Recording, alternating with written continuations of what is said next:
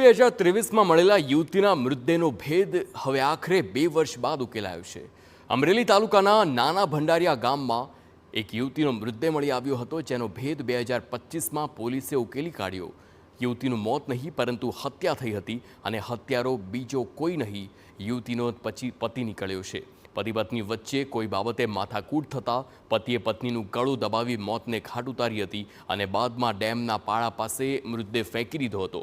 વર્ષ 2023માં દાહોદમાં ખેતમજૂરી કરતા શખ્સે પોતાની દીકરી ગુમ થયાની અરજી આપી હતી। બાદમાં સામે આવ્યું કે જે યુવતીના ડેમ પાસેથી મૃતદેહ મળ્યો તે જ તેઓની દીકરી હતી અને આ દરમિયાન તેમના જમાઈએ ઉશ્કેરાઈ એકવાર સાસુ સામે કબૂલી લીધું હતું કે તેને જ હત્યા કરી છે। ત્યારબાદ પોલીસે તાત્કાલિક હત્યારા પતિની ધરપકડ કરી કોર્ટ પાસેથી 5 દિવસના રિમાન્ડ મેળવ્યા અને આરોપીને સ્થળ પર લઈ જઈને સમગ્ર ઘટનાનું રિકન્સ્ટ્રક્શન પણ કર્યું હતું। કઈ માથાકૂટ થતાં ભાવેશ દ્વારા પોતાની જ પત્નીને ગળું દબાવીને મારી નાખેલ। ત્યારબાદ એને ઉચકીને પોતાના ખેતરથી નજીક આવેલા ડેમના પાળા પાસે એમને લઈ ગયેલ। લોકોને ખબર ના પડે એ રીતે પાળામાં પથ્થર કાંટા મૂકી એને સંતાડી દીધેલ।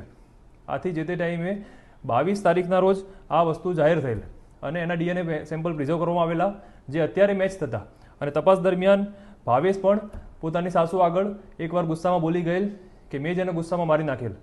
આના આધારે અમરેલી તાલુકા પોલીસ સ્ટેશને મર્ડરનો ગુનો